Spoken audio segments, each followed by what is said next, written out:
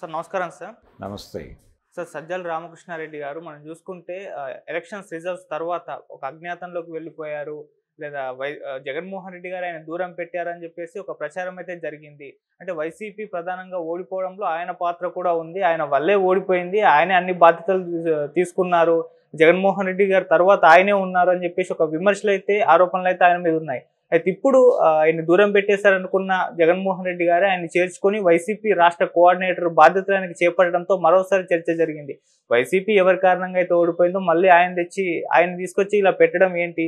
మరోసారి YCP party పూర్తిగా అధంపాతంలోకి పోతుంది అని చెప్పేసి ఒక ప్రచారం అయితే చేస్తున్నారు సార్. దీని వెనుకున్న వ్యూహం ఏంటి? మీరేం చెప్తారు సార్?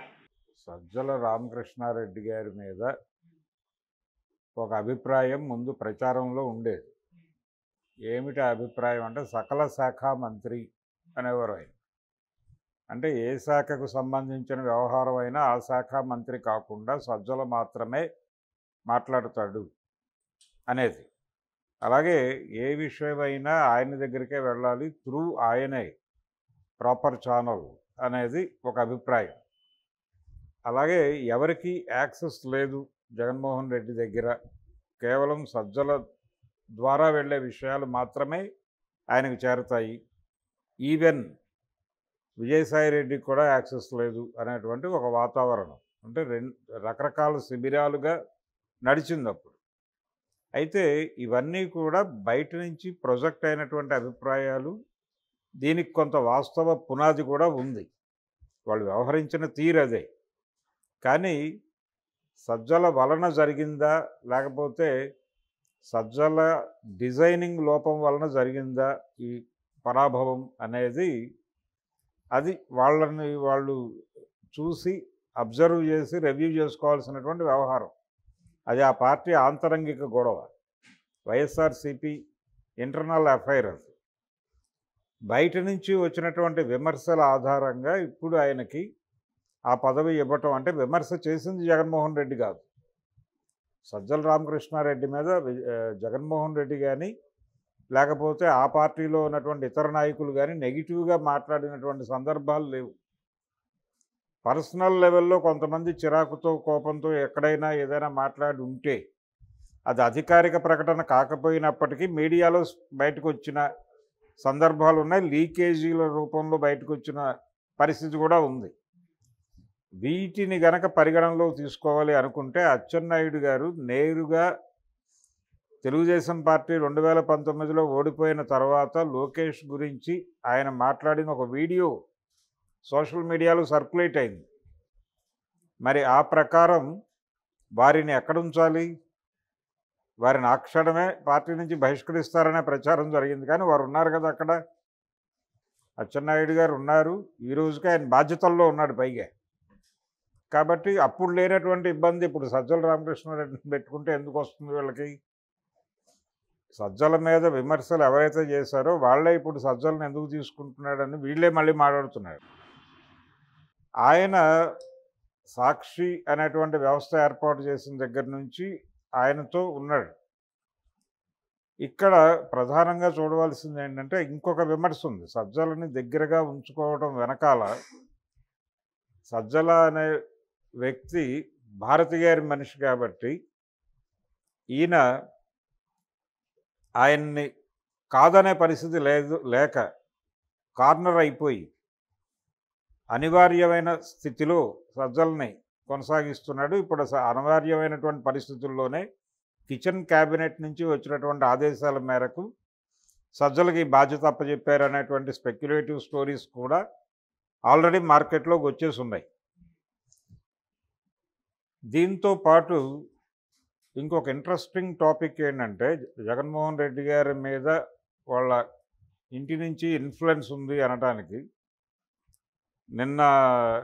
మొన్న రిలీజ్ అయినటువంటి పాట్నాలో రిలీజ్ అయినటువంటి పుష్ప 2 ట్రైలర్, దానిలో ఒక సన్నివేశాన్ని కూడా జగన్మోహన్ రెడ్డి గారికి లింక్ పెట్టి వ్యాఖ్యానాలు చేస్తున్న వాళ్ళు ఉన్నారు. అయితే ఈ వ్యాఖ్యానాలు చేస్తున్న వాళ్ళందరూ కూడా జగన్మోహన్ రెడ్డికి అగైనెస్ట్ స్టాండ్ తీసుకుని ఉన్నవాళ్ళే. అంటే అందులో రష్మిక, అర్జున్ మధ్య ఒక చిన్న సన్నివేశం ఉంది. దాన్ని జగన్‌కి ఆపాదించి వ్యాఖ్యానాలు చెప్పేస్తున్నారు. ఇదొక విచిత్రమైన పరిస్థితి.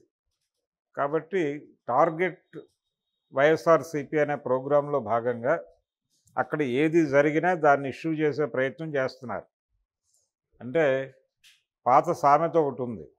పిచ్చిక మీద బ్రహ్మాస్త్రం అని. అలాగా ఇదొకసారి ఎప్పుడో చిరంజీవి గారు వాడారు. వైఎస్ఆర్‌సీపీ మీద దాడి చేస్తూ. అలా ఇప్పుడు ప్రతిదీ పూచిక పిల్ల దొరికినా బ్రహ్మాస్త్రం చేసే ప్రయత్నం చేస్తున్నారు. ఆ ప్రయత్నంలో భాగంగా సజ్జల రామకృష్ణారెడ్డికి ఆయన కోఆర్డినేటర్గా పదవి ఇచ్చాడు. కోఆర్డినేటర్ అంటే స్టేట్లో మిగిలినటువంటి శ్రేణుల్ని పార్టీ నుంచి చాలా వరకు వెళ్ళిపోయారు రకరకాల కారణాల చేత. పోయినది పోగా ఉన్నవాళ్ళని ఆర్గనైజ్ చేసేటువంటి బాధ్యత ఆయనకు అప్పచెప్పాడు. ఈ బాధ్యత ఆయన ఒక్కడికే కాదు, చాలామందికి అప్పచెప్పారు. ఇప్పుడు ప్రతి ఒక్కరూ వారి వారి పరిధుల్లో వారు ఏం చేయగలరో అది చేస్తున్నారు. తిరిగి పార్టీని అధికారంలోకి తీసుకురావడానికి ఏం చేయాలి అనేది ఆలోచించాలి వాళ్ళు. అయితే ఈ థింక్ ట్యాంక్ నుంచి వస్తున్నటువంటి అడ్వైజర్స్ ప్రాపర్గా లేవు అనే విషయం అయితే ప్రపంచానికి అర్థమైపోయింది. జగన్మోహన్ రెడ్డిని గైడ్ చేయటంలో ఒక లోపం జరుగుతోంది. అంటే ఆయన ప్రొడక్టివ్ అపోజిషన్గా కాకుండా యాక్టివ్ అపోజిషన్గా వ్యవహరించడంలో కూడా గందరగోళానికి గురవుతున్నాడు. ఉదాహరణకు మొన్న అసెంబ్లీ బాయ్కాట్ చేసి ఇంట్లో మాక్ అసెంబ్లీ పెట్టుట ఇలాంటివి. ఈ అడ్వైజ్ ఖచ్చితంగా తప్పే. అంటే వ్యూహాత్మకంగా ఆయన అసెంబ్లీ లోపలికి వెళ్ళి ప్రభుత్వాన్ని ఎక్స్పోజ్ చేసి బయటకు వచ్చి మాక్ అసెంబ్లీ నిరసన రూపంగా చేయాలి. అసలు అసెంబ్లీనే బాయ్కాట్ చేసి ఇంట్లో మాక్ అసెంబ్లీ పెట్టుకోవడం ప్రపంచంలో ఎవరు చేయరు, అది ఈయన చేశాడు. అంటే అటువంటి అడ్వైజ్ ఇచ్చినటువంటి జ్ఞానులు ఎవరు అనేది వెతకాలి. ఇదే కాదు, వరదల సందర్భంగా జస్ట్ స్వీపింగ్ కామెంట్స్ చేయటమే జరిగింది కానీ కాన్షియస్గా వీళ్ళు అందించినటువంటి సహాయ కార్యక్రమాలు ఏమిటి అనే దగ్గర గందరగోళమే ఉంది ఇప్పటికీ. ఆయన తర్వాత సహాయం ప్రకటించారు, అది చేరిందా లేదా అనే దానిలో క్లారిటీ లేవు. ఇలాంటి అనేక పనులు గందరగోళం నడుస్తోంది వైఎస్ఆర్సీపీ నుంచి. ఈ గందరగోళానికి కారణం ప్రాపర్ అడ్వైజర్స్ లేకపోవటమే. కనీసపు ఫీల్డ్ అనుభవం ఉన్నవాళ్ళు కూడా ఎవరు కనిపించట్లేదు అక్కడ అనే పరిస్థితి కనిపిస్తోంది. ఈ రోజుకి ప్రాపర్ యాక్సెస్ లేదు అక్కడ. ఇప్పటికీ జగన్మోహన్ రెడ్డిని కలవడం అంత ఈజీ కాదు, ఎవరిని కలవటం కూడా ఈజీ కాదు ఆ పార్టీకి సంబంధించి. ఈవెన్ సజ్జల్ని కలవటం కూడా అంత ఈజీ కాదు. ఆ గోడలు కట్టేసుకుని ఉన్నారు వాళ్ళు. కాబట్టి ఇది పూర్తి స్థాయి వాళ్ళ ఇంటర్నల్ అఫైర్. వాళ్ళకి లేని బాధ ప్రపంచానికి ఎందుకు ఉండాలి? వీళ్ళందరి కోరిక ఏమిటి? ఇప్పుడు సజ్జల్ని తీసుకున్నాడు, ఎంత అతనే ఓటమికి కారణమైనా కానీ అంటే ఓటమికి కేవలం సజ్జల మాత్రమే కారణం కాదు, జగన్మోహన్ రెడ్డి గారి వైఖరి కూడా కారణమే. కాబట్టి ఆయన అసలు ఆ పార్టీ నుంచి వెళ్ళిపోవాలి అని మాట్లాడితే ఎలా ఉంటుంది? ఆయన్ని ఎవరు తీసేయాలి? అందుకని సజ్జల ఉంటాడు అనివార్యంగా. ఏదో ఒక పొజిషన్లో అతన్ని ఉంచి అతని సేవలు వాడుకోవాల్సిన అవసరం ఉంది పార్టీకి. ఇది వాళ్ళ ఇంటి నుంచి వచ్చిన సలహానా, వంటింటి సలహా మేరకు ఆయన ఉంచారా అనేది వాళ్ళ అంతర్గత వ్యవహారం.